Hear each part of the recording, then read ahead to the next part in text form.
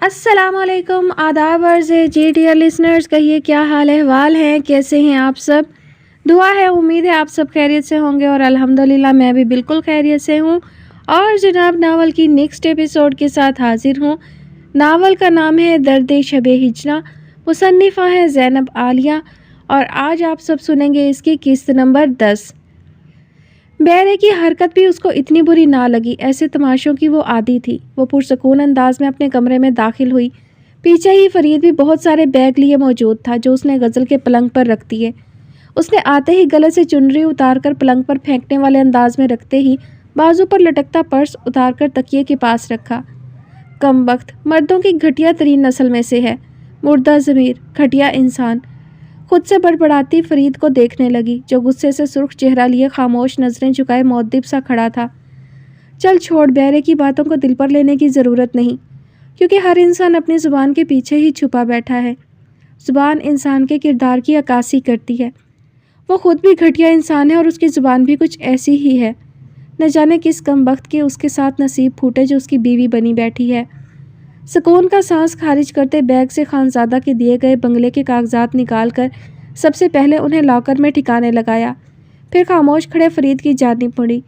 तुझे कुछ काम सौंपे थे, क्या बना उनका? बालों को जूड़े में लपेटते हुए सवाल किया। वो अपने काम करती साथ ही साथ उसके जवाब की मुंतज़िर भी थी।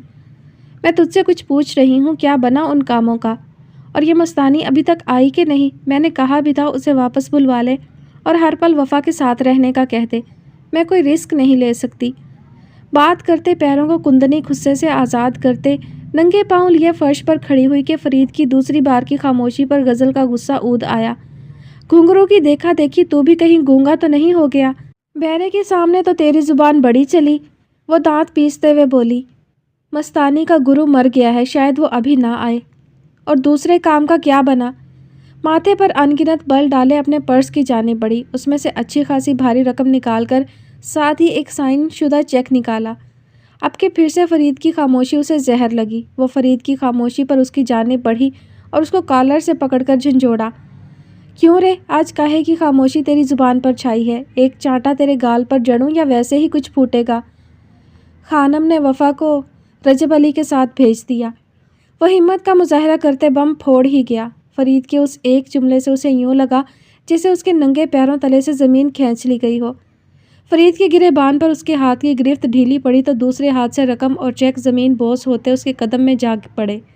उसने घुंघरू को इस काम के लिए चुना था कि घुंघरू और वफ़ा का वक्ती तौर पर निकाह करवा कर वो उसे महफूज ठिकाने पर पहुंचा देगी। घुंघरू का मुंह बंद करवाने के लिए ही उसने ये रकम और चेक निकलवाया था। मस्तानी को वो अपने पास ही रख कर घुंघरू को काबू में ही रखना चाहती थी, मगर सब काम खराब हो गया।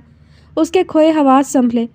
कब पूरी ज़िंदगी में पहली बार उसकी ज़ुबान लड़खड़ाहट का शिकार हुई तो लड़ती टांगें उसका बोझ सहारने से इनकारी होने लगी कि वो बमुश्किल खुद को संभालने खड़ी रही।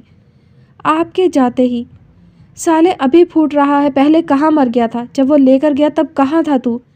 वो इतनी ज़ोर से चिल्लाई कि उसकी गले की नसें फूलकर वाज़ेह होने लगी। हिज़यानी अंदाज में मतवातर 2-3 थप्पड़ फरीद के मुंह पर जड़ चुकी थी और वो तवाना मर्द जो बेरे को एक ही पल में धूल चटा चुका था अब एक औरत के सामने खड़ा बगैर सर इधर उधर मोड़े थप्पड़ खा रहा था। गज़ल ने उसे भारी गाली देकर उसके सीने पर दोनों हाथ रखकर परे धकेला के वो लड़खड़ा गया। गज़ल का सांस धोंकने की तरह चलने लगा तो दिल सीने में फड़फड़ा कर रह गया। उसके जिस्म में आतिशफिशा की मानिंद दौड़ता खून कनपटियों में ठोकरें मारने लगा। बहुत अचानक ही हुआ था ये सब। वो 1 मिनट के लिए आया था और खानम ने वफ़ा को उसके साथ किया। फरीद ने बोलने की कोशिश की। मुझे फ़ोन तो कर सकता था ना? भूखी शेरनी किसी दहाड़ती तो लफ्ज़ों में कुछ खो जाने का मलाल। आपका फ़ोन बंद जा रहा था। उसकी बात पर वो उजलत भरे अंदाज में अपने बैग की जानिब बढ़ी और फ़ोन निकाल कर देखा जो बंद था। दफ़ा हो जा मेरे कमरे से, शक्ल मत दिखाना मुझे अपनी। गज़ल के मुंह से एक बार फिर मुग़लज़ात और दुश्नाम तराजियों का भारी तूफ़ान निकल रहा था। फरीद सुर्ख चेहरा लिए सर झुकाए कान बंद किए खड़ा रहा। खुद पर काबू पाने में नाकाम होती गज़ल ने अपना फ़ोन सामने दीवार पर दे मारा जो अगले ही पल दीवार से टकराकर कई टुकड़ों में बंटते ज़मीन पर बिखर गया। गज़ल को अपनी हार पर रह रहकर ताव आने लगा। खानम एक बार फिर से जीत गई। उसने तो खानम को अपनी तरफ से मुतमईन करने के लिए कहा था कि वह ऐसा कुछ नहीं करेगी। वफ़ा के लिए ही खानम से टक्कर लेने वाला ख़तरा मोल लेने लगी थी, जिसमें उसने अपनी जान की परवाह ना की, मगर वो तो उसे रजब अली के साथ भेज चुकी थी। कब से खामोश खड़ी महरमा दरवाजे की दहलीज पर मौजूद सारा तमाशा देख रही थी। खड़े खड़े अब मेरा तमाशा क्या देख रहे हो, दफ़ा हो जाओ यहाँ से। अगले ही पल फरीद पलटा, महरमा पर एक नज़र डाली जो दरवाजे से हटकर उसे गुजरने का रास्ता दे चुकी थी। फूले सांसों से गज़ल आग बगोला बनी कमरे से बाहर निकली कि महरू भी उसके पीछे ही तेज़ तेज़ कदम उठाने लगी। उसे गज़ल की हालत तशवीशनाक लग रही थी। कब आया था वो हराम का पिल्ला, किसी सूअर की औलाद। रात 9 बजे खानम का वफादार कारिंदा बाबू 20 बच्चियाँ लाया था। आपके आने से पहले ही खानम ने उन्हें रजब अली को फ़रोख्त कर दिया। वो बच्चियाँ और वफ़ा को लेकर चला गया। उसके कदमों में मज़ीद फुर्ती भर गई तो लहजे की दुरुस्तगी हनूज़ बरकरार थी। इन बातों से गज़ल का दिमाग फटने लगा। वो खानम के कमरे से 5 कदमों के फासले पर रुकी कि महरू के तेज़ कदमों को भी बरवक्त ब्रेक लगा। इस कमरे के आसपास भी मत फटकना समझी, वरना तेरी टांगें तोड़ दूंगी। जी आपा। वो गज़ल का इशारा समझकर वापस पलट गई और गज़ल आगे बढ़ने लगी। धड़ की आवाज़ पर खानम के कमरे का दरवाज़ा खुला, जो अभी तक जाग रही थीं, क्योंकि बाज़ार हुस्न में रातें जाग कर ही तो गुजारी जाती थीं। वैसे भी लड़कियों के आने का वक्त था, उनसे हिसाब किताब के लिए जाग रही थी। क्यों किया आपने ऐसा? उसके सब्र का पैमाना छलक गया। वो चिल्ला उठी। उसकी हिम्मत जवाब दे गई। क्या कर दिया? सरोते से छालियाँ काटते खानम ने एक सरसरी सी नज़र शोला फिशां बनी गज़ल पर डाली। वफ़ा को भेज दिया उस भेड़िए के साथ? हाँ, वो आया और मैंने भेज दिया। उसकी अमानत थी, जब मर्जी ले जाता। अंदाज में बला की पुरसकूनी थी। कैसा लापरवाह सा अंदाज था कि जैसे कुछ हुआ ही ना हो। उन्होंने अपनी नज़रें गज़ल के चेहरे पर टिका दी, जहाँ उसके चेहरे पर लिखी वाज़ेह तहरीरें पढ़कर खानम के होंठों पर कमीनी मुस्कुराहट बिखर गई। ये दहशत, ये खौफ, ये पागलपन, ये सब क्या है गज़ल? गज़ल के बगावती तेवर तो वो कई अरसे से देख रही थी। इस कोठे पर जहाँ उसको अहमियत मिल चुकी थी, वही खानम को अब गज़ल के बगावती तेवर ख़तरनाक लगने लगे। अभी एक दिन पहले जो गज़ल का राज खुला था, उस पर वो बहुत ही मोहतात हो चुकी थी। ये ठीक नहीं किया आपने। मुर्तश होते लहजे को मजबूत बनाते फुनकारी की इस हालत से हिज़ उठाती खानम कहकहा लगाकर अपने बिस्तर से नीचे उतरी। क्या कहा था तुमने? शागिर्द हमेशा उस्ताद से 2 हाथ आगे होता है। मगर तुम ये बात कैसे भूल गई कि एक उस्ताद सारे शागिर्दों के दिमाग, उनकी सोच तक रसाई रखता है, जबकि सारे शागिर्द एक उस्ताद का दिमाग पढ़ने में भी नाकाम रहते हैं। कैसा तनफ़्फ़ुर खानम के लहजे में आन बसा था। उनका तंज़ वो बखूबी समझ चुकी थी, लेकिन यह बात उसके लिए अक़दा ला यनहल बन गई कि वो उस बात का सिरा कैसे पकड़ गई। गज़ल अपनी बेबसी में जकड़ी खामोश रह गई। उसके जहन में एक नया मुद्दा सर उठाने लगा। उन मासूम बच्चियों को कहाँ से उठवाया और कितने में उस हरामज़ादे के आगे बेचा? तुमसे मतलब जहाँ से मर्जी बच्चियाँ उठवाऊँ और जिसके आगे चाहूँ अपने दामों बेचूँ। कितना पैसा देता है वो आपको? तेरी सोच से कहीं ज़्यादा ही देता है, और मैं तो आज तक तुझे कम दामों में वो 12-15 बच्चियाँ देकर पछता रही हूँ। अच्छा नहीं कर रही खानम, बहुत पछताएंगी आप। हाय लगेगी इन मज़लूमों की जिनकी इज्जतों को तार तार करवाती हैं। बंद कर दीजिए ये घिनौने खेल खेलना। कितनी माँओं की गोदें उजाड़ चुकी हैं आप, कितनों की इज्जतें तार तार करवा चुकी हैं। वो अपना ज़ब्त खो बैठी। उसका कहीं भी तो बस ना चल रहा था किस किस के लिए लड़े। उसके लहजे की बेबसी लाचारगी खानम से पोशीदा ना रही। खानम का लहजा गहरा तंजिया हुआ। मत भूल गज़ल के तू मेरे काम में टांग ना अड़ाने की हामी भर चुकी थी। अब तुझे क्या दौरा पड़ गया जो बिलबिला उठी? और वैसे भी वफ़ा शुरू से ही रजब अली की थी, तो उसे उसी के पास ही जाना था। खानम वो कुछ कहना चाहती थी, मगर शायद अल्फाज का ज़ख़ीरा उसके पास ख़त्म हो चुका था। आज खानम लफ्ज़ों से खेल रही थी, मगर गज़ल समझ ना पाई कहाँ उससे गलती हुई जो खानम उसे मात दे गई। एक सख्त बेबस नज़र खानम पर डालकर कुछ भी कहे बगैर खानम के कमरे से चली आई। दिल भर आने लगा, मगर आंखें साकत ही रही कि अब तो आंखों की झील भी खुश्क हो चुकी थी। वो किसी हारे हुए जवारी की तरह वापस लौट आई। अपने कमरे में शिकस्ता कदम धरते ही मजबूत लकड़ी का दरवाज़ा भेड़ दिया। अपने पलंग की जानिब बढ़ी। वफ़ा, महरू और नाज़ली लोगों के लिए ख़रीदी गई सारी चीज़ों को इधर उधर बखेर कर अंदर की खोलन निकालने की कोशिश की। महरू गज़ल की जानिब बढ़ी।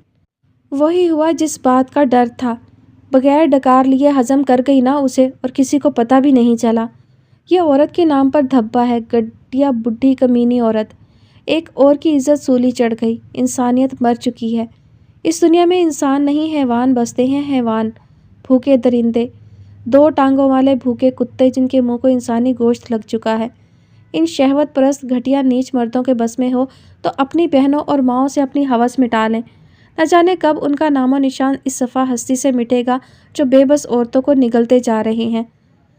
आपा बस कीजिए। मेहरू ने हाँफती काँपती गज़ल को थामना चाहा मगर वो उसके हाथ झटक गई। मेहरू, आज मैं सितारा आपी की बेटी की लड़ाई भी हार गई। मैंने उनसे वादा किया था कि मैं वफ़ा को बचाकर उसके असल तक पहुंचा दूंगी, मगर मैं नाकाम हो गई। मैं उनकी मकरूज़ थी, उनका कर्ज नहीं चुका पाई। उन्होंने मुझे कहा था अगर उसकी जान और इज़्ज़त में किसी एक चीज़ को बचाना पड़े तो उसकी इज़्ज़त बचाना और उसे इज़्ज़त की मौत देना, अपने हाथों से उसका गला घोंट देना। मेरी बेटी अब मेरी नहीं रही, ये तुम्हारी बेटी है। तुम इससे अपनी ममता की प्यास बुझा लेना, लेकिन इसे इज़्ज़त की मौत देना। मेहरू, मैं उनकी बात पर अमल नहीं कर पाई। एक माँ बनकर मैंने उसे परवान चढ़ाया, उसे अपने सीने से लगाए, उसके लिए रातों को जागी। कैसे उसे अपने हाथों से मार देती। क्यों उस औरत ने ऐसा किया, क्यों? वो चिल्ला उठी, गले की नसें उभर आईं, आंखों की नमी बढ़ने लगी जिसे वो आंखें झपक झपक कर बार बार पीछे को धकेल रही थी। उस औरत पर कहर क्यों नहीं टूटता? जहरीली नागन से भी जहरीली औरत है ये, जो अपनी बेटी को ही निगल गई। क्यों इतनी अंधेर नगरी मची है कि राह को राह सुझाई ना दे? सब रास्ते बंद। ये गलीज औरत मर क्यों नहीं जाती? खुदा गर्क करे उसे, मेरे ही हाथों मौत आए उसे। एक हारे हुए जवारी की तरह शिकस्ता वजूद लिए पलंग पर ढहने वाले अंदाज में बैठ गई। बिस्तर की सफ़ेद चादर पर उसकी मुट्ठियों की गिरफ्त सख्त हुई, जो खुद पर काबू पाने की कोशिश में हलकान हुए जा रही थी। गम और गुस्सा, बेबसी, लाचारगी, सारे जज्बात ही तो उसके हवास सल्ब करने लगे थे। महरमा उसकी जानिब बढ़ी और उसके पास ही टिक गई। मेहरू, तो जा, मुझे अकेला छोड़ दे। लहजे में यासियत तो इस्तराब छलकने लगा। आंखों पर बाजू रख कर लेट गई। जा, और ये रोशनी गुल कर आंखों में चुभन पैदा कर रही है। इन तमाशों से दिल भर गया है मेरा। थक चुकी हूँ, आराम करना चाहूँगी। उसके ज़ख़नदान की कपकपाहट, उसके होठों की लर्जिश, उसकी बेबसी और लाचारी, बहने को बेताब आंसुओं पर बंद बांधने पर हलकान होना उसकी नाकामी का पता दे रही थी। मेहरू, रोशनी गुल कर दे, मत मेरी बेबसी का तमाशा देख, वरना तेरा भरोसा मुझ पर से उठ जाएगा, तेरा एतमाद बिखर कर चकनाचूर हो जाएगा। जो तू सुकून की नींदें इस महल सराय में पूरी करती है ना, इज़्ज़त के छीन जाने के खौफ से वो भी ना कर पाएगी। यही सोचेगी कि तेरी आपा एक बुज़दिल और कायर औरत है। एक दिन तुझे भी खो देगी, यूं ही चुपचाप तेरे पामाल होने का तमाशा देखेगी। उसकी बात पर मेहरू की आंखों में नमी तैरने लगी। आपा मत ऐसा कहें। जा मेहरू, चली जा यहाँ से, मुझे अकेला छोड़ दे। आपा, तुझे खुदा का वास्ता है मेहरू, जा, चली जा, मुझे अकेला छोड़ दे। मुर्ताश लहजे में मलतजी हुई। पहली बार उसके कड़क लहजे में बेबसी समाई थी। मेहरमा कुछ भी कहे बगैर शिकस्ता कदमों से रोशनियां गुल करते उसके कमरे से निकल गई। पीले बल्ब की रोशनी पूरे आंगन में फैली थी। फर्शी पंखे के आगे बिछी चारपाई पर अब्दुल सो रहा था तो दूसरी चारपाई पर वो गोद में धरी किताब लिए बैठी माँ की टांगें दबा रही थी। तथीर, जी अम्मा।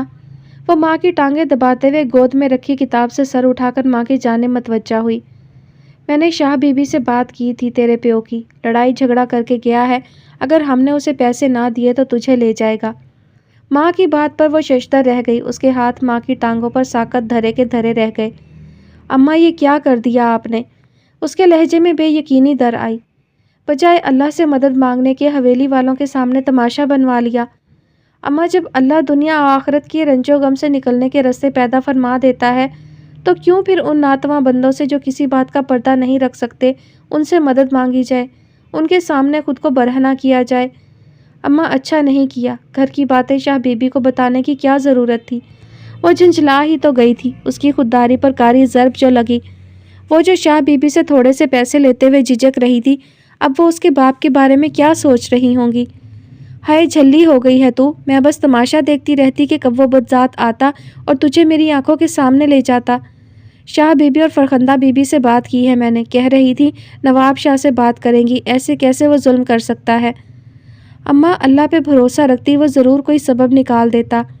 सरासीमगी सी होकर वो फिर से माँ की टांगें दबाने लगी।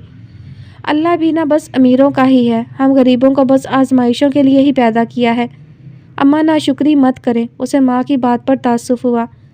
वो शाह बीबी कह रही थी तुझे भी हवेली साथ ले आया करूं। माँ की बात पर उसके हाथों की हरकत थमी।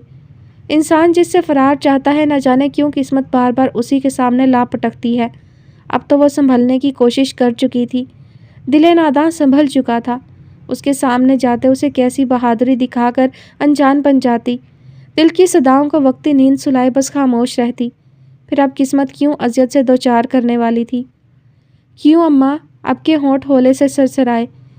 एक तो मुझसे काम नहीं होता और उन्हें एक काम वाली की ज़रूरत है जो उनके ख़ास काम कर सके, घर की सारी बागडोर संभाल सके। जानती है ना नसीमा, और मुझ पर वो भरोसा करती हैं। मुझ में तो हिम्मत नहीं रही है भाग दौड़ की। उनकी इतनी बिरादरी है, एक किस्म का शादी वाला घर बन गया। नसीमा कहाँ तक सब संभालेगी? और दूसरी गल, वो कह रही थी कि तेरे बाप का क्या भरोसा, सारा दिन मैं उधर रहती हूँ, पीछे से वो कुछ कर ना दे। घर का आधा सामान तो वो बेच चुका है। बस अब तुम और अब्दुल ही मेरे पूरी ज़िंदगी की जमा पूंजी हो, जिन्हें मैं खोना नहीं चाहती। माँ की बेबसी पर कुछ सोचने पर मजबूर हो गई। खौफज़दा तो वो खुद भी थी, मगर क्या करती? माँ पर परेशानी जाहिर करके उन्हें मज़ीद परेशान नहीं कर सकती थी। इसीलिए शाह बीबी कह रही थी, मुंसिफ दे निकाह में बस कुछ दिन ही तो बचे हैं। जब तक मुंसिफ शादा निकाह नहीं हो जाता, तुझे काम के लिए साथ ले आया करूँ। मैं छोटे मोटे काम देख लिया करूँगी, बाकी के तू नसीमा के साथ मिलकर देख लिया करना। वो कनीज़ भी कब हाथ आती है।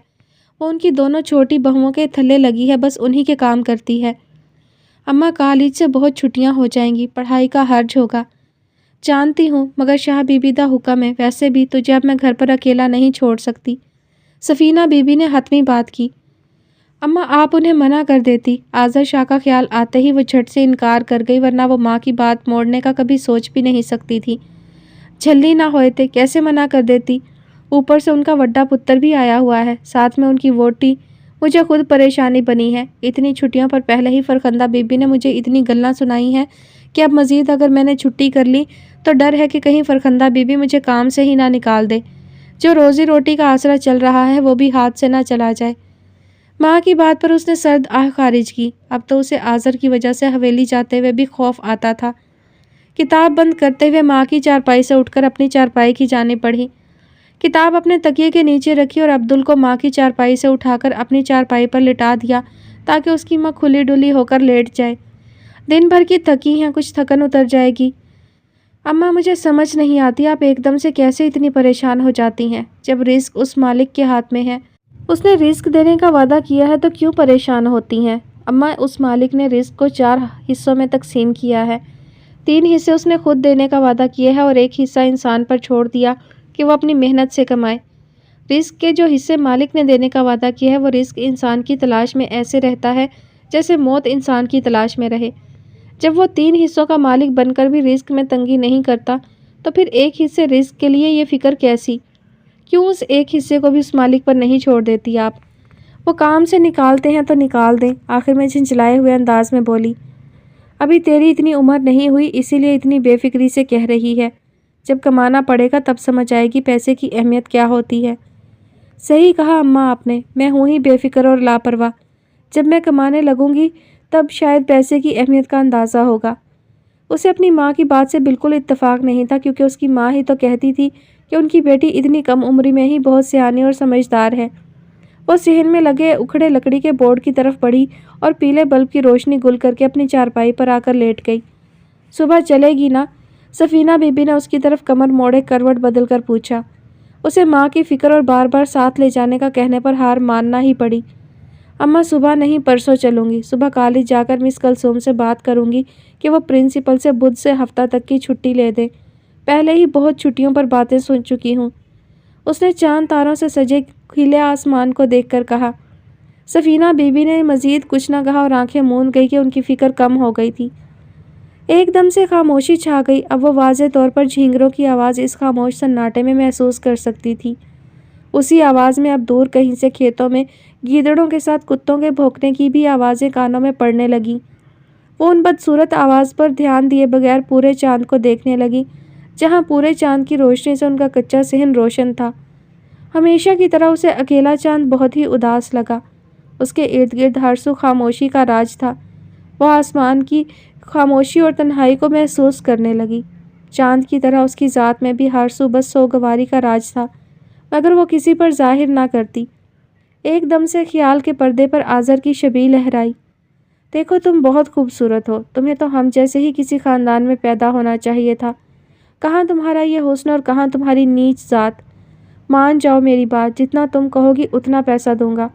تمہیں دیکھ کر میں بے بس ہونے لگتا ہوں۔ میرا دل اکساتا ہے کہ میں تمہیں چھوں، تمہیں محسوس کروں۔ آذر شاہ کے گھٹیا جملے کانوں میں سور پھونکنے لگے۔ تطہیر نے کروٹ بدلی اور کان پر بازو فولڈ کر کے رکھ کر اس کی باز گشت سے پیچھا چھڑانے کی کوشش کی۔ اسے گیدڑوں اور کتوں کی طرح آذر کی آواز بھی بدصورت لگنے لگی۔ کچھ دن پہلے کا واقعہ بار بار آنکھوں کے سامنے آ جاتا جب اس کا ہاتھ اس کے دوپٹے کی جانب اسے برہنہ کرنے کے لیے بڑھا تھا، اور کیسے اس کا ہاتھ آذر شاہ پر اٹھ گیا۔ جو بھی ہوا تھا سب اچانک ہی ہوا تھا۔ اس سے پہلے وہ مزید اس سے بدتمیزی کرتا، نواب شاہ کی آمد نے اس کو بچا لیا۔ اس نے ان سب آوازوں سے پیچھا چھڑانے کے لیے درود ابراہیمی کا ورد شروع کر دیا تاکہ آذر جیسے خبیث کو اپنی سوچ سے جھٹک سکے، اور وہ اس میں کامیاب بھی رہی۔ درود پاک کا ورد کرتے ہی وہ نیند کی وادیوں میں اتر چکی تھی۔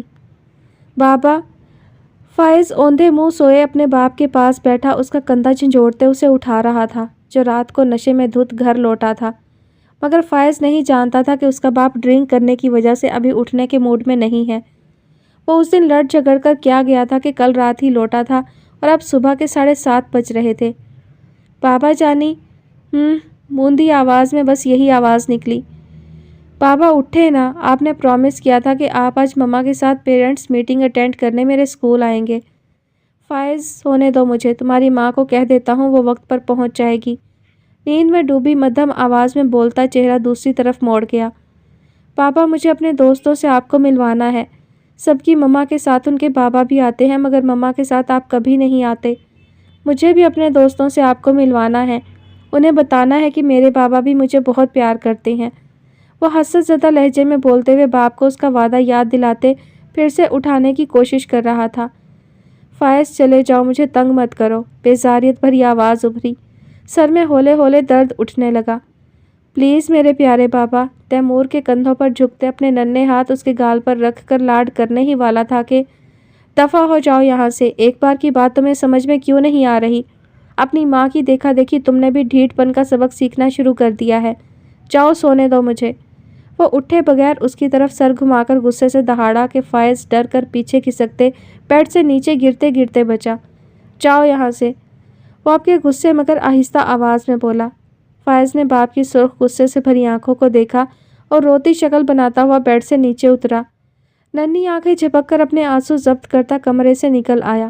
جو ہی کمرے سے باہر نکلا اس کی معصوم آنکھیں بہہ نکلی، ٹھوڑی کپ کپانے لگی۔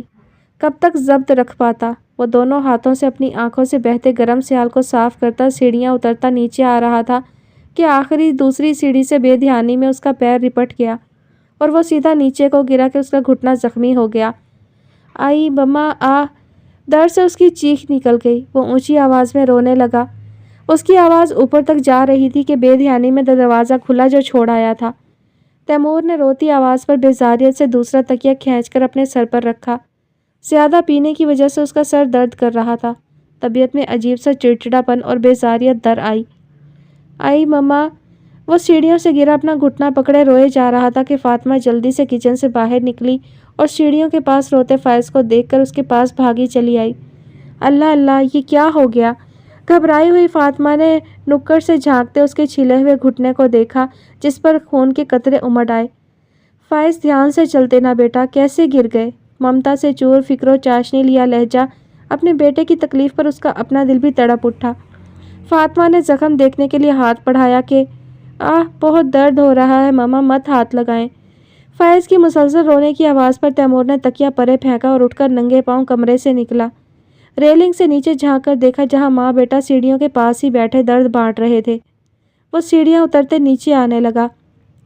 کبھی بھی تم ماں بیٹا سکھ کا سانس مت لینے دینا۔ فاطمہ نے سر اٹھائے اپنے شوہر کو دیکھا جو غضبناک تیور لیے اسے گھورتے ان کے پاس آ رکا۔ اوئی بابا، درد ہو رہا ہے۔ اس کا چھلا ہوا گھٹنا دیکھ کر تیمور اس کے پاس نچلی سیڑھی پر بیٹھا۔ فائز کی روتی شکل دیکھ کر اسے خود پر غصہ آیا۔ کیا ضرورت تھی اسے صبح صبح ہی ڈانٹ دیا؟ تم کبھی کچن اور اپنی لمبی لمبی عبادتوں سے تھوڑا سا وقت نکال کر دوسروں کے حقوق و فرائض کی طرف بھی دیکھ لیا کرو۔ تم نے اسے میرے روم میں بھیجا۔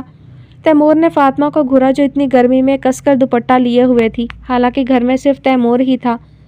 نہیں تیمور، میں فائز کے لیے بریک فاسٹ بنا رہی تھی، خود ہی چلا گیا۔ غلطی نہ ہوتے ہوئے بھی وہ یوں بولی جیسے اس کی غلطی ہو۔ مصیبت، چاہے 1 ماہ بعد گھر میں گھسو یا 10 دن بعد، تب بھی گھر میں نحوست ہی پھیلی ملے گی۔ وہ اس کے زخم کا معائنہ کرتے ہوئے حقارت و تنفر سے بولتے فاطمہ کو دیکھنے لگا۔ اس کی سرخ دہکتی نظروں سے فاطمہ کو یوں لگا جیسے وہ اسے آنکھوں سے ہی بھسم کر دے گا۔ تم اب منہ کیا دیکھ رہی ہو؟ جلدی سے جاؤ اور فرسٹ ایڈ باکس لاؤ۔ فائز کو باہوں میں اٹھاتے ہوئے اوپر اپنے کمرے کی طرف لے جانے لگا اور فاطمہ جلدی سے کچن کی طرف فرسٹ ایڈ باکس لینے چلی گئی۔ تم تو چپ کرو، دوا لگاتا ہوں، ابھی درد ختم ہو جائے گا۔ اس نے روتے ہوئے فائز کو بیڈ پر بٹھا کر ڈانٹا اور اپنی شرٹ اٹھا کر پہننے لگا۔ اس کا اپنا سر درد سے پھٹ رہا تھا، اوپر سے جلدی اٹھ جانا۔ فائز کا رونا ابھی بھی جاری تھا مگر آواز دھیمی ہو چکی تھی۔ فاطمہ جلدی سے کمرے میں داخل ہوئی اور فرسٹ ایڈ باکس تیمور کی جانب بڑھایا جسے جھپٹنے کے انداز میں لیا گیا تھا۔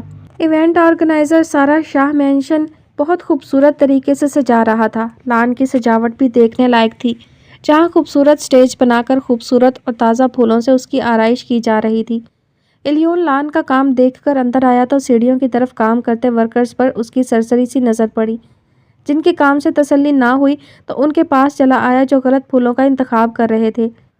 ارے یار، لیلی فلاورز یہاں کہاں لگا رہے ہو؟ باہر سٹیج کے لیے مانگ رہے ہیں، سیڑھیوں پر لڑیاں لگانے کے لیے دوسرے پھولوں کا انتخاب کرو۔ الیون، فضا بیگم کی آواز پر اس نے سر گھما کر انہیں دیکھا جو شہرزاد اور حمائل کے مشترکہ کمرے سے نکلتی اسی کی طرف آ رہی تھیں۔ تم یہاں کہاں سر کھپا رہے ہو؟ ڈرائیور شکور کو فون کرو، کہاں رہ گیا ہے؟ حمائل اور شہرزاد کو پارلر چھوڑ آئے۔ مما آپ ساتھ جا رہی ہیں؟ وہ مکمل طور پر ماں کی جانب متوجہ ہوا۔ ارے نہیں، میرے 100 بکھیڑے ہیں، وہی دیکھ رہی ہوں، میرے پاس وقت نہیں، فی الحال وہی دونوں جا رہی ہیں۔ مما پہلے کبھی شکور کے ساتھ وہ دونوں کہیں گئی ہیں جو آج انہیں بھیج دیا جائے؟ آپ کا ساتھ ہونا الگ بات ہے، اور آپ یہ بات بھی اچھے سے جانتی ہیں کہ لالا یہ بات بالکل بھی پسند نہیں کرتے کہ وہ دونوں ڈرائیور کے ساتھ کہیں اکیلے جائیں۔ شروع سے یہی ہوتے آیا ہے تو آج کیسے وہ ڈرائیور کے ساتھ چلی جائیں؟ ارے اتنی بھی کیا بے اعتباری، تمہارے بابا نے ہی کہا ہے کہ شکور کے ساتھ انہیں بھیج دوں۔ مما پلیز، لالا کی فکر آپ نہیں سمجھیں گی، اس لیے میں انہیں لے جاتا ہوں۔ آپ انہیں بولیں گیراج میں آ جائیں، تب تک میں کیٹرنگ والے سے بات کرتا ہوں، واپسی پہ شانزل اور دانیال لے آئیں گے۔ ماں کو جواب دے کر اب وہ سرسری سی نظر ورکرز پر ڈال رہا تھا جہاں سیڑھیوں پر اب لیلی فلاورز کی بجائے گیندے کے پھولوں کی لڑیاں لگا رہے تھے۔ وہ مطمئن ہو گیا، اس کے یار من کی شادی تھی، وہ چاہتا تھا کوئی کمی نہ رہے۔ میں ویٹ کر رہا ہوں، انہیں بھیج دیجیے گا، ماں کو کہہ کر ہال کے دروازے کی جانب بڑھ گیا۔ الیون اس وقت سب کچھ بھولے ایک فکر مند بھائی کا روپ دھارے ہر طرف دھیان رکھے ہوئے تھا۔ فضا بیگم ان دونوں کو الیون کے ساتھ رخصت کر کے ٹی وی لاؤنج میں ہی داخل ہوئیں جہاں ان کے بھائی کے ساتھ ان کی بیگم نگہت بھی موجود تھیں۔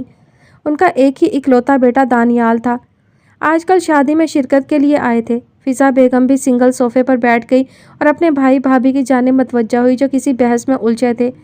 کیا ہو گیا بھابھی؟ دیکھو فضا، میں بات صاف اور سیدھی کروں گی، حمائل پہ پہلا حق ہمارا تھا مگر نہیں، تم نے حمائل کو اپنے بچپن سے ہی اپنے سسرال میں دے دیا، اور بچ گئی شہرزاد، اسے تم نے اپنی بہو بنا لیا۔ تم نے خوب ہم سے دشمنی نکالی۔ شاویز اکلوتے بھائی تھے، کچھ تو ہمارے بارے میں بھی سوچتی۔ نگہت بیگم تو فل لڑنے کے موڈ میں تھی کہ شاویز صاحب کے ساتھ فضا بیگم بھی مسکرا دی۔ ارے بھابھی کیا ہو گیا ہے؟ ہم کیوں ایسا کریں گے؟ بچیوں کے نصیب جہاں لکھے تھے وہاں وہ جانے والی ہیں، قسمت میں کسی کا زور نہیں چلتا۔ اللہ کرے میری بچیاں اپنے گھروں میں آباد رہیں۔ دانیال کے لیے ہزاروں لڑکیاں، آپ حکم تو کریں۔ فضا بیگم نرم حلیمی بھرے لہجے میں اپنی بھابھی کو رام کرنے لگی۔ بس میں کچھ نہیں جانتی، تم مجھے کوئی اچھی سی لڑکی میرے دانیال کے لیے ڈھونڈ کر دو یا لگے ہاتھ میں بھی اس کو کسی کو سونپوں، یہ نہ ہو کسی فرنگن کو لا کر ساری نسل خراب کر دے۔ ٹی وی لاؤنج میں داخل ہوتا دانیال ماں کی بات سن چکا تھا۔ او گاڈ پلیز ممی، میں اتنا بھی نہ سمجھ نہیں کہ اپنی روایات کو بھول جاؤں، اسی لیے بولے بغیر نہ رہ سکا۔ فضا بیگم نے مسکراتے ہوئے دانیال کی جانب دیکھا جو سیب کھاتا فضا بیگم کے پاس ہی سنگل صوفے کے بازو پر ٹک گیا۔ ارے بھابھی، مجھے پورا یقین ہے ہمارا بچہ اتنا بھی نہ سمجھ نہیں اور کوئی غلط کام کر ہی نہیں سکتا، آپ فکر مت کریں، ایک سے بڑھ کر ایک اور نیک سیرت لڑکی ملے گی۔ فضا بیگم تو نگہت بیگم کے فیصلے پر خوش ہی ہو گئی۔ لیکن میں بتا دوں فضا، لڑکی سیدھی سادھی اور نیک صفت ہونی چاہیے، میں بتا رہی ہوں، کوئی ایسی نہ ہو جو ہمیں دن میں ہی تارے دکھا دے۔ نگہت بیگم حتمی بات کرتے ہوئے بولی کہ فضا بیگم اور دانیال ان کی بات پر ہنس دیے۔ آج ان کی مائیوں تھی اور رات کو ہی مہندی کا فنکشن بھی ساتھ تھا۔ मेहंदी का फंक्शन इकट्ठा ही रखा गया जो शुरू हो चुका था। शहरजाद के बाद आरिफ और हमायल को साथ बिठाकर ही मेहंदी लगाई जा रही थी, जबकि हाल में कुछ औरतें ढोलक बजाते अपने गले भी फाड़ रही थीं। आरिफ की बार बार नजरें भटककर हमायल की जानिब उठ जाती, जो पीले रंग के जोड़े में फूलों का खूबसूरत जेवर पहने हल्के फुल्के मेकअप में सोगवार हुस्न लिए उसके दिल के तारों को छेड़ रही थी। मगर आरिफ का यूं बार बार अपनी जानिब देखना, शौक निगाहें उसे कब से डिस्टर्ब कर रही थीं, और उसकी मुस्कुराहट जहर जो उसके ज़ब्त को छलकाने पर तुली थी। मैंने तो सुना है कि दुल्हन को असल रूप मेहंदी पर ही चढ़ता है, मगर तुम कुछ खास नहीं लग रही। ऐसे लग रहा है मुंह भी नहीं धोया और ऐसे ही मेरे पहलू में आ बैठी हो। बहुत ही आम सी लग रही हो, बल्कि यूं कहना चाहिए खौफनाक। मुस्कुराहट दबाए उसकी जानिब झुककर बोला। हमायल ने अपनी तीखी नज़रों से उसे घूरा। उसके अंदाज पर आरिफ की रगे ज़राफ़त फड़की। नहीं बेहिजाब वो चांद सा कि नज़र का कोई असर ना हो। उसे इतनी गर्मी शौक से बड़ी देर तक ना तका करो। उसके शेर पर भी उसकी घुरियों में कोई खातिर ख्वाह कमी ना आई। इतनी कातिलाना नज़रों से मत देखो, लोग क्या सोचेंगे। सरेआम मुझ पर नज़रों के तीर चलाते मुझ पर डोरे डालने की कोशिश कर रही हो। ये काम तो रुखसती के बाद का है, इसलिए बाद के लिए उठा रखो। वैसे मैंने जो तारीफ़ की उस पर बुरा मत बनाना, क्योंकि जो कुछ भी मैंने कहा है वो सब सच कहा है। वो क्या है कि मुझसे झूठ बिल्कुल भी नहीं बोला जाता। और दूसरी बात, मैं ज़रा इनफरादियत पसंद तबीयत का मालिक हूँ। वो टिपिकल जुमला जो हर मर्द अपनी दुल्हन से बोलता है कि चांद की तरह बहुत खूबसूरत लग रही हो, तुम जैसा कोई नहीं, वगैरह वगैरह। कम अज़ कम मैं इस मामले में किसी मर्द की पैरवी नहीं कर सकता। मुझसे ये झूठी तारीफ़ वाला जुमला नहीं दोहराया जाएगा। हमायल गुस्सा ज़ब्त करते चेहरा सीधा किए खामोश ही रही। उसके चेहरे पर गुस्से की सुर्खी देखकर आरिफ मुस्कुराते हुए दाएं जानिब दानियाल से बातें करती शहरजाद की जानिब मतवज्जा हुआ, जो उनकी गुफ्तगू सुन तो ना पाई, मगर वक्तन फ़वक्तन हमायल के बदलते तासुरात उसे फ़िक्रमंद ज़रूर कर रहे थे।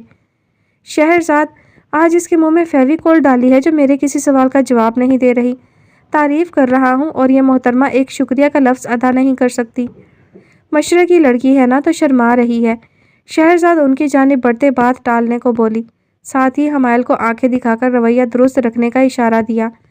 शर्माना और ये मोहतरमा, ये गल कुछ हज़म नहीं हुई मुझे। लगता है तुम्हारा हाजमा बहुत ख़राब है, इसीलिए पेट में मरोड़ उठ रहे हैं। लेकिन फ़िक्र मत करो, तुम्हारी डोज़ मेरे पास मौजूद है। बस एक बार मुझे हवेली जाने दो। सरगोशियाना अंदाज लिए आरिफ की आंखों में सर्द महरी से देखा कि उसकी खामोशी पर आरिफ की ज़ुबान फराटे जो भर रही थी।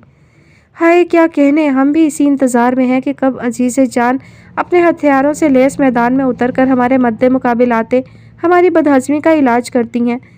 दिल फरेब अंदाज में दिल जला जवाब दिया। उसकी नज़रें हमायल के चेहरे पर भटकने लगी कि वो गुस्से से मुंह फेर गई।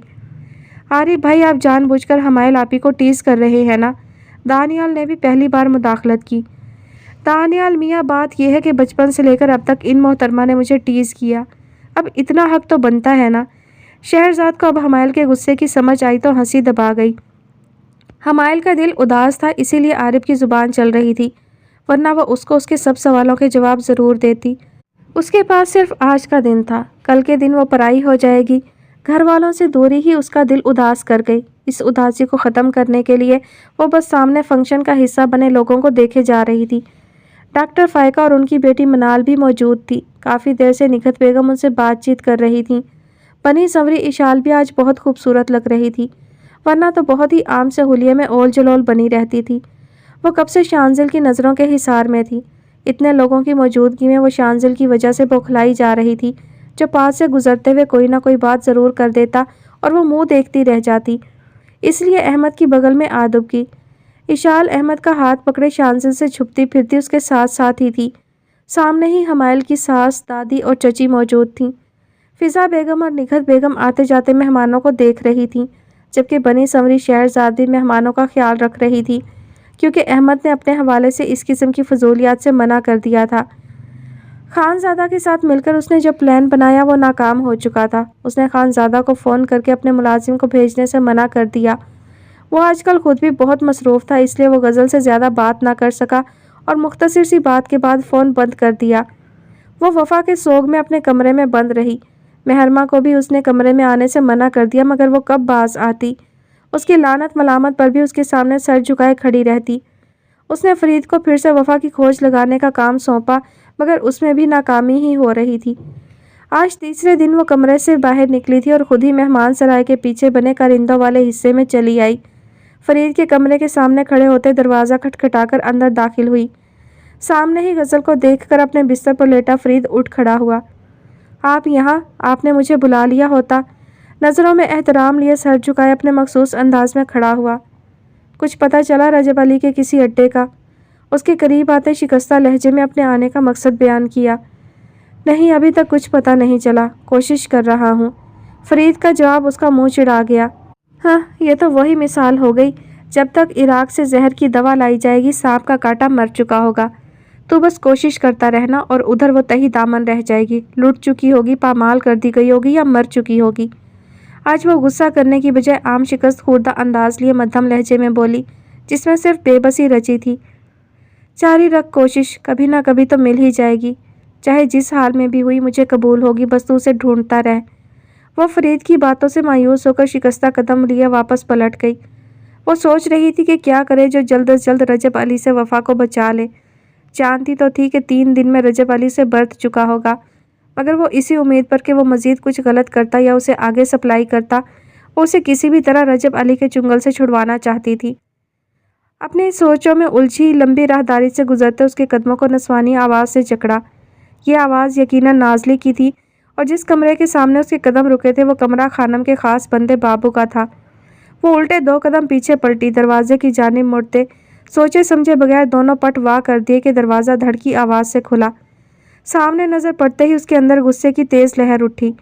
सामने ही बाबू के साथ बैठी नाज़ली गज़ल को देखते झट से उठ खड़ी हुई तो बाबू ने भी उसकी तकलीद की।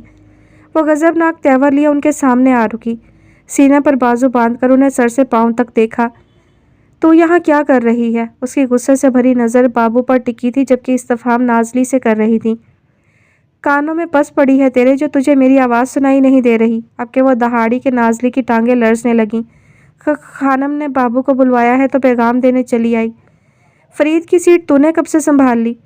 गज़ल का इशारा पैगाम रसानी की जानिब था। नाज़ली खामोशी से सर झुकाए खामोश खड़ी रही। उसकी टांगें लरस रही थी और हाथ कांप रहे थे, जिन्हें उसने एक दूसरे में पकड़कर उनकी कपकपाहट पर काबू पाया हुआ था। ये मेरी आखिरी तनबीह है तेरे लिए, आखिरी, याद रखना। इसके बाद तुझे कुछ कहूँगी नहीं, बस कर गुजरूँगी। चल निकल यहाँ से। आइंदा तू इस साइड पर नज़र आई तो तेरी टांगें तोड़ दूँगी। गज़ल की एक आँख की जुम्बिश से नाज़ली वहाँ से भाग गई। गज़ल एक कदम बाबू की जानिब बढ़ी, जिसका 6 फुट से निकलता भारी जिसामत वाला कद, स्याह रंग चेहरे पर बड़ी मूछें, तेल में लथड़े गर्दन तक आते लंबे बाल जो कानों के पीछे उड़ से गए थे। वो देखने पर ही शक्ल से ही कोई हैबतनाक बला मालूम होती थी। देखो बाबू, तू खानम का ख़ास बंदा है। खानम की शह पर तुम जो कुछ कर चुके थे वही बहुत है। खुद को खानम तक और उनकी रंडियों तक ही महदूद रखो तो बेहतर है। ये मेरी नोचियाँ हैं, ज़रा इनसे दूर ही रहना, समझे? वो आम लफ्ज़ों मगर सख्त लहजे में उसे बहुत कुछ पावर करवा चुकी थी। मज़ीद कुछ कहे बगैर वो कमरे से निकल गई। उसे अब नाज़ली पर भी नज़र रखनी थी, जिसकी हरकतें दिन ब दिन अजीब सी होती जा रही थी। जैसे इस माहौल का असर उस पर हो रहा था, नाज़ली उसे बहुत उलझा रही थी। असर का वक्त था, मेहमान आना शुरू हो गए। आज पूरी बिरादरी को मदऊ किया गया था और सुबह का मुबारक दिन चढ़ते ही जुमा की नमाज की अदायगी के बाद उनका निकाह था।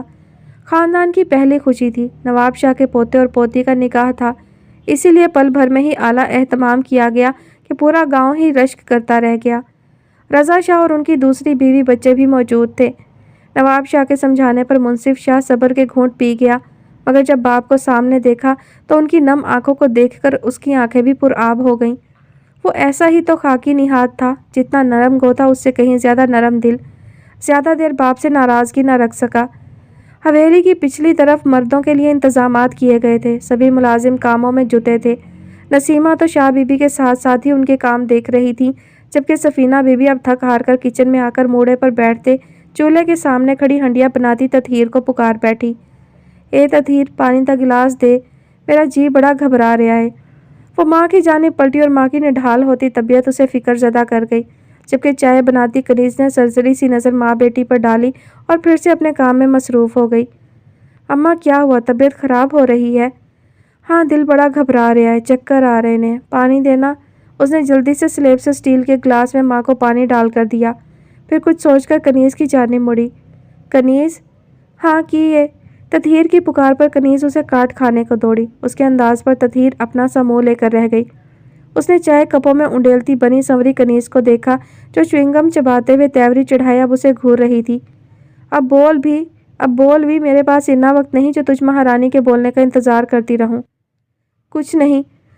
उसके दुरुस्त लहजे पर ततहीर मध्यम लहजे में इनकार करते मुंसिफ के लिए चढ़ाए गए फीके सालन के नीचे चूल्हा बंद कर गई। आज किचन का काम शाह बीबी ने ततहीर को सौंपा था, जो बहुत ही दिलजमी से हर काम कर रही थी। अभी कनीज़ को हंडिया का ध्यान रखने का ही कहने वाली थी, मगर उसके कड़े तेवर ततहीर को खामोश करवा गए। अम्मा, मैं शाह बीबी से बात करके आती हूँ। माँ को तसल्ली भरा जवाब दिए किचन से निकली। उसके जाते ही कनीज़ ने एक नज़र सर हाथों में गिराए सफ़ीना बीबी को देखा। एक शैतानी सोच के आते ही बहुत ही खामोशी से अपने काम से हटकर उसने काली मिर्चों का एक ढक्कन मुंसिफ के सालन की नज़र किया और उसे सालन में मिलाकर ढक दिया। ततहीर नहीं जानती थी कि उसके पीछे कनीज़ उसकी मेहनत पर पानी फेर चुकी है। वो माँ की फिक्र में जल्दी से शाह बीबी के कमरे की तरफ जा रही थी। राहदारी की जानिब मुड़ते हुए स्टोर के सामने से गुजरने लगी कि उसे किसी की आवाज़ पर रुकना पड़ा। देखो आज़र शाह, अगर तुमने अभी भी टाल मटोल से काम लिया ना, तो मैं सबको बता दूंगी कि मैं उम्मीद से हूँ और ये गुनाह किसका है। मैं तो जान से जाऊंगी ही, मगर बचोगे तुम भी नहीं। बाबा साईं तुम्हें भी जिंदा नहीं छोड़ेंगे। उनके असूलों से तुम खूब वाकिफ़ हो। ततहीर का बेसाख्ता हाथ अपने खुल जाने वाले होठों पर पड़ा। ये आवाज़ शफक की थी और वो क्या कह रही थी? मैं खुद मजबूर हूँ, क्या करूँ? बाबा साईं ने भी पकड़कर उस दमे के मरीज़ को तुम्हारे साथ नथी करने का फ़ैसला ले लिया। तुम्हारी यतीमी का खूब फ़ायदा उठाया है उन्होंने। आज़र शाह दांत पीस कर रह गया, जबकि दूसरी तरफ शफक भी नवाब शाह के फैसले पर बददिल होते हुए कुड़कर रह गई। ततहीर समझ रही थी वो मुंसिफ की ही बात कर रहा है, क्योंकि हवेली में अगर कोई ज़िक्र नफ्स जैसी बीमारी में मुब्तला था तो वो मुंसिफ शाह ही था।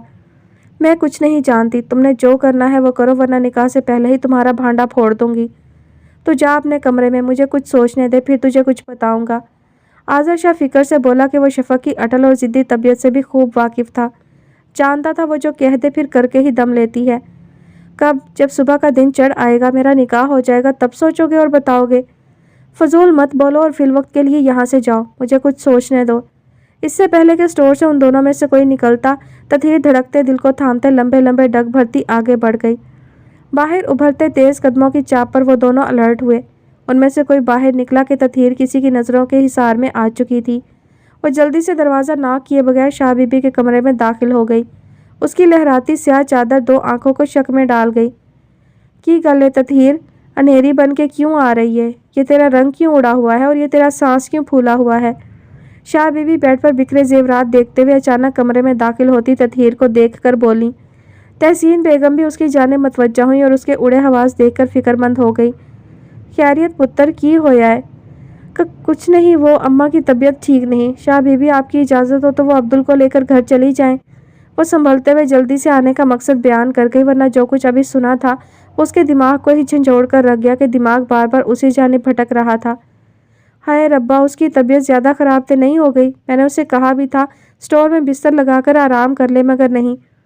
तू इंज कर उसे घर ही भिजवा दे, कम से कम घर टिक तो जाएगी ना। अम्मा, मासी सफ़ीना वक्त से पहले ही बूढ़ी लगने लगी हैं। तहसीन बेगम को सफ़ीना बीबी पर तरस आने लगा तो माँ से दिल की बात कर ही दी। जाहिर है वो मुआ आबिद उसकी हड्डियों का सुरमा जो बना देता है। वक्त से पहले बूढ़ी तो लगेगी ना। काम का ना काज का, दुश्मन अनाज का। ज़मीर मर गया है उसका, बेटी दा सौदा करने लगा है मुआ। ततहीर का दिल किया ज़मीन फटे और वो उसमें समा जाए। इसी बात से तो डरते हुए वो माँ को कितनी बार मना कर चुकी थी, मत किसी से घर की बात किया करे, कोई किसी का पर्दा नहीं रखता। हाय अल्लाह अम्मा, ना कहें, ये तो बहुत ही मासूम और प्यारी है, रुल जाएगी। नरम दिल तहसीन बेगम ने ततहीर की तरफ इशारा करके कहा।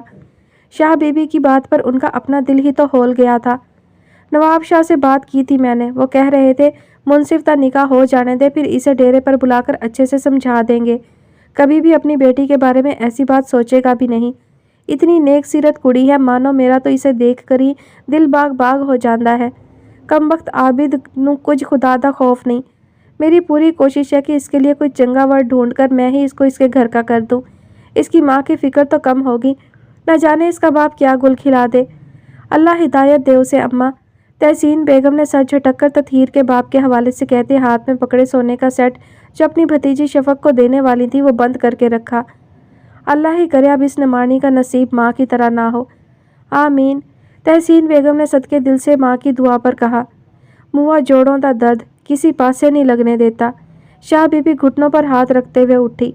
ततहीर उनका दुखड़ा क्या सुनती, वो तो अपने बाप के कारनामे पर शर्मिंदा सर झुकाए खड़ी थी जैसे वो मुजरिम हो। वो उस दिन माँ को ठीक ही मना कर रही थी कि कोई किसी का पर्दा नहीं रखता सिवाय उस पाकज़ात के। अब शाह बीबी न जाने उनकी मजलूमियत का किस किस के सामने चर्चा करेंगी। अरे आज़र, चंगा हुआ तू आ गया। शाह बीबी अचानक से दरवाजे पर नमूदार होते आज़र को देखकर बोली। खैरियत अम्मा, कोई काम था? ततहीर ने आज़र की आवाज़ पर चौंक कर दरवाजे की जानिब देखा जहाँ वो खड़ा उसे ही देख रहा था। ततहीर ने नज़रें फेर ली। उसकी और शफक की गुफ्तगू फिर से उसके कानों में गूंजने लगी। आज़र की नज़रों की तपश पर कस के ली गई चादर को मज़ीद कस दिया। जा ज़रा असगर नु कह सफ़ीना नु शहर से दवाई दारू लाकर उसे घर छोड़ दे, उसकी तबीयत ठीक नहीं। अच्छा अम्मा, पैगाम दे देता हूँ। वैसे खैरियत, ये इतने सारे जेवरात क्यों बिखरे हुए हैं? शफक दे वास्ते, ये कुछ आलिया दे जेवरात ने और कुछ तहसीन उसके लिए लाई है। बेशक निकाह ही है, पर कुछ बच्ची को देना दिलाना तो है ना। कोई ये ना कहे यतीम बच्ची समझकर मगरों ही लाया। शाह बीबी वापस बैठ गईं कि कब उनसे खड़े हुए जा रहा था। आज़र पलटने लगा कि शाह बीबी को उसकी आमद का सबब याद आ गया। आज़र किसी कम से आया था? जी अम्मा, माँ को देखने आया था, बाबा बुला रहे हैं। फरखंदा इधर नहीं, माजदा के कमरे में ना हो, वहाँ देख ले। जी मैं देख लेता हूँ। बस जवाब देता आखिरी नज़र ततहीर पर डालते चला गया। वो बस अपने शक को पुख्ता करने आया था। माँ के बारे में जानना तो बस बहाना था। वो उसकी गिरफ्त में फड़फड़ा रही थी। चीख चिल्लाकर उसका गला रुंध गया। वो दरिंदा सिफ्त इंसान अपनी सफाकियत से बाज नहीं आ रहा था। बाहर दो तवाना मर्द उसके नाजुक मिजाज कारिंदों का सफाया करके तेज़ कदमों से सीढ़ियाँ चढ़ते ऊपर आए। चीखों की आवाज़ जितनी बुलंद हो रही थी, उसका इश्तियाल उतना ही बढ़ता जा रहा था। वो दोनों दरवाजे के पास रुके। दोनों ने पूरे जोश से दरवाजे पर अपने भारी बूटों की एक ज़रब लगाई कि अगले ही पल दरवाज़ा खुला। नशे में मस्त आदमी ने गुस्से से दरवाजे की जानिब देखा जहाँ दो नकाबपोश खूंखार तेवर लिए उसकी जानिब बढ़े। उस मर्द का सारा नशा हवा हुआ और वो उस चीखते चिल्लाते बिलखते वजूद से परे हटते हुए बेड से नीचे उतरने लगा कि नवाब पोश के भारी बूट की ज़रब उसके सीने पर लगी। वो पीछे को गिरते नशे की वजह से एक ही बार में बेसुध हो गया। वजह उस दरिंदे को मुकम्मल बेहोशी का इंजेक्शन लगाने लगा। नस्वानी वजूद ज़ख्मी हालत लिए जल्दी से बेड की दूसरी जानिब नीचे उतरा। उसकी काबिले रहम हालत देखकर नकाबपोश मुट्ठियाँ भींचकर खुद पर जब्त कर गया। वजी तू इसे लिए ठिकाने पहुँच, इन मोहतरमा से मैं ज़रा पुराना हिसाब किताब पूरा कर लूँ। कमरे में भारी आवाज़ गूंजी। साथ ही अपनी नकाब से झांकती खशमगी नज़रें लिए नस्वानी वजूद की तरफ मतवज्जा हुआ। वजी नीम मुर्दा वजूद को घसीटते हुए कमरे से बाहर ले गया।